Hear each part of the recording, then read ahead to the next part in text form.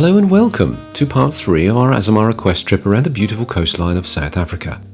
Actually, we're still in part 2, as I just had to show the evening of day 4 as we departed Richards Bay as things got a little bit romantic. Well, it was February the 14th and Azamara had added a Valentine's dessert extravaganza to the long list of culinary specialities they seem to offer on a daily basis.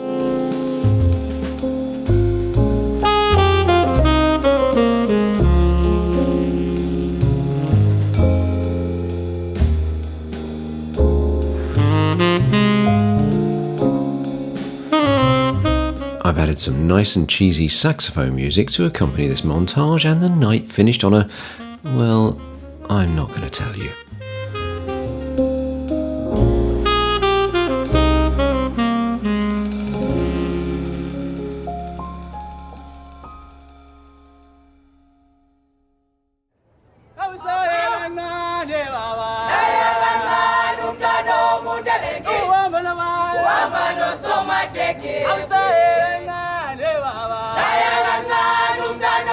Durban, South Africa's third most populous city after Joburg and Cape Town, and steeped in plenty of history, as is all of South Africa.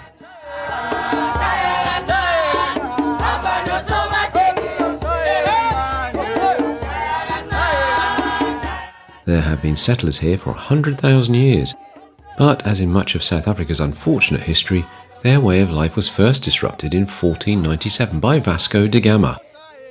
No, not the cruise ship owned by the now sadly defunct Cruise and Maritime Voyages, damn you COVID, but the Portuguese explorer, who unsurprisingly had the name before CMV.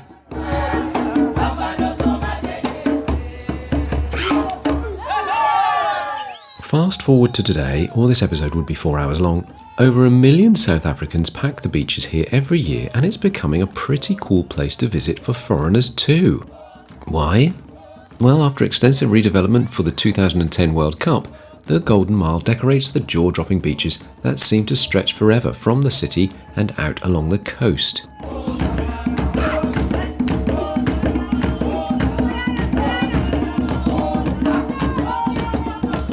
The sea here is, well, lively for reasons we explained in part 2. These waters are also teeming with sharks, and the sort that like to snack on juicy, tender holidaymakers. Relief then that Durban's coastline is lined with shark nets and drumlines that have reduced fatal shark encounters to 0 since being introduced in 1952. That's quite an impressive safety record, don't you think?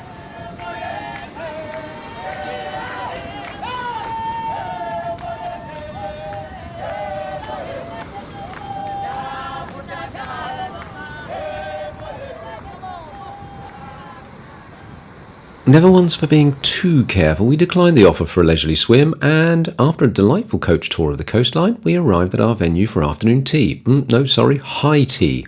The Oyster Box, which as you can see, has gone a bit loved up with its Valentine decorations.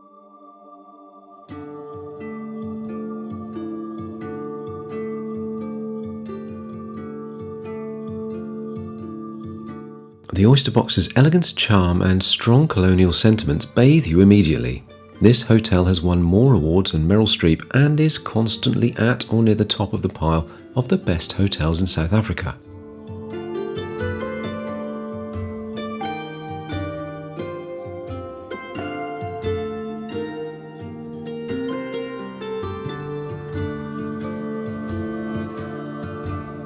Built originally as a beach cottage in 1869, it's always been the warden of the Umhlanga Lighthouse, which sits neatly sandwiched between the Immaculate Terrace and pool area and the sea. This current structure was built in 1954 in a speedy 4 days and 19 hours. Some UK builders I've known have taken longer tea breaks than that.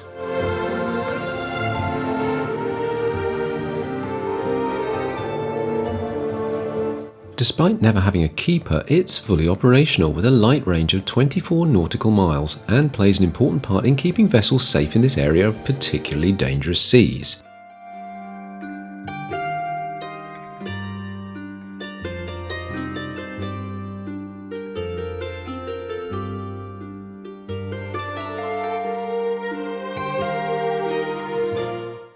high tea at the Oyster Box is nationally famous and normally has to be booked months in advance. But with a flash of our Azamara tour stickers, we're in, and we have our own private lounge to enjoy while we indulge too. Thanks, Azamara.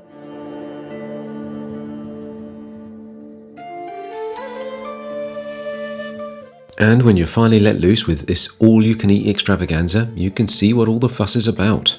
It's probably the best high tea we've experienced. The food, the setting, the details, the history. It's all here and we appreciate it every second, vowing to return to the Oyster Box for a longer stay.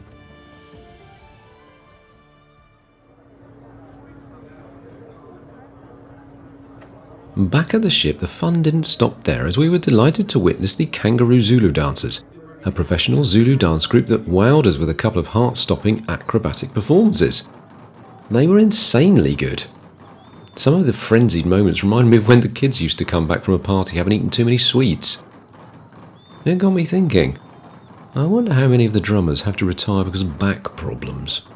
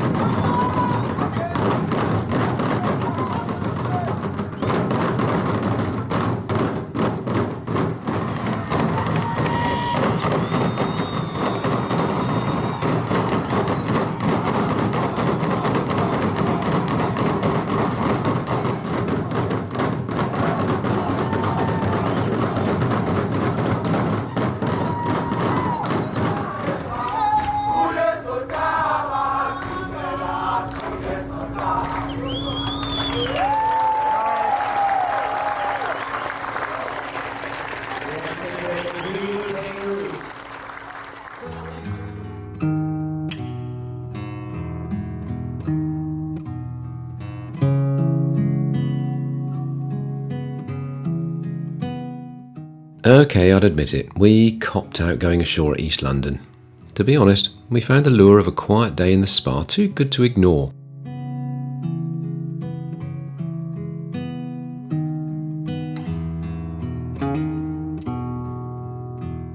So we spent the morning out on the relaxing forward-facing Sanctum pool area, laying around and not doing much at all.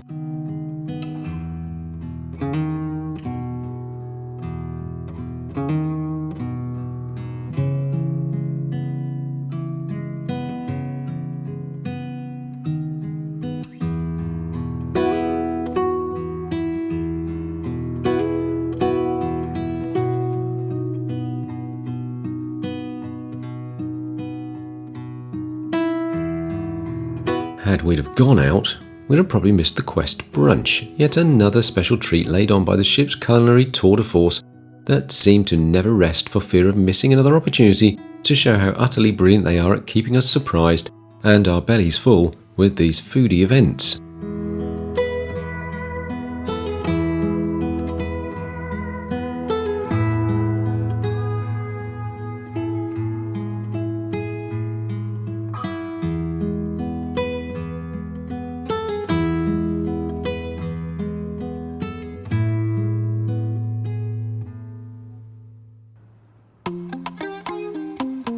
Well, before you could say, another piece of cake by the pool, honey?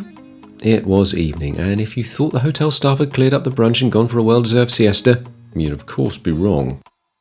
It was white night, and they were up to their almost insatiable desire to keep us fed with yet another barbecue banquet, this time a South African braai, built into their traditional outdoor party where everyone is encouraged to wear something white. Or everything white.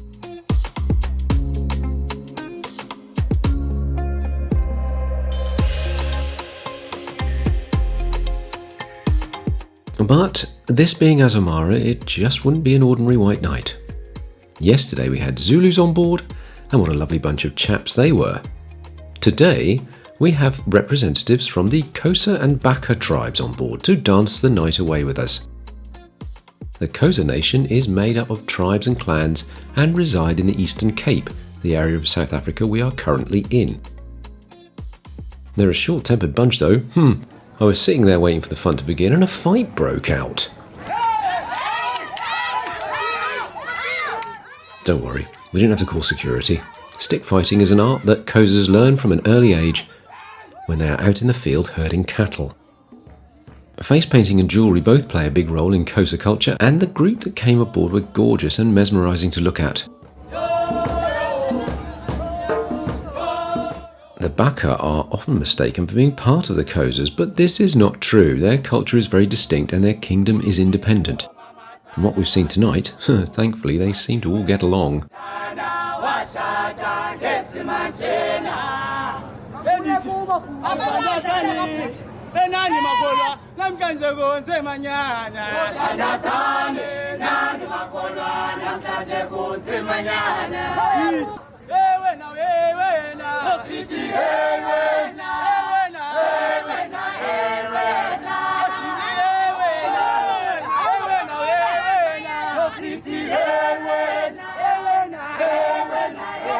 This was top quality entertainment, and it's an evening we'll remember for a long time to come.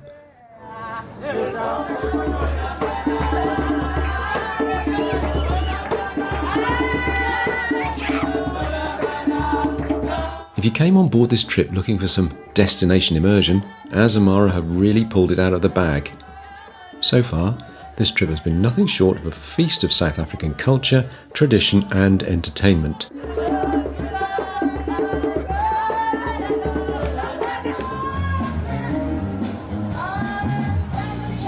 And on that high note, and as the band take over to party into the night, that's where we'll leave it for this instalment. We hope you've enjoyed the adventure so far. If you have, please give this video a like and leave a comment below. Also, please subscribe because that's the biggest compliment you can give us. Thank you, and see you soon for the final part, which I can promise is equally enthralling. Goodbye.